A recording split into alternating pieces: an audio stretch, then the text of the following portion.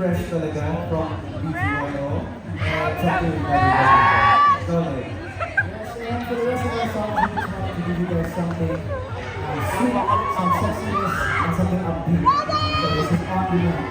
Sexiness, ganyan mo yan, Ray. Napaka-sexy ka. I really felt that from the performance a while ago. Lalo na yung last pose. Voices! In the next few weeks, mapapanood nyo na ang BGYO sa kanilang mga horror shows. So guys,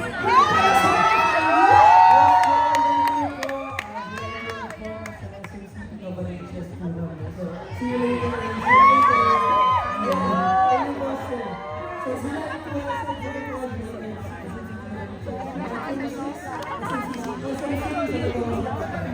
August 1, SM City La Union. August 2, SM City Baguio. August 8, SM South Mall. See you later.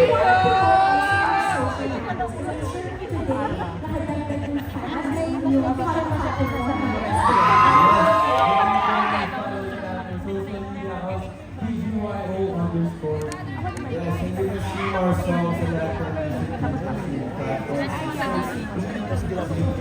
Hindi pa lang po kakalabas na po ng bagong EP, yung title po niyan ay BGYO On Demand. So, kaya po natin taga-listen.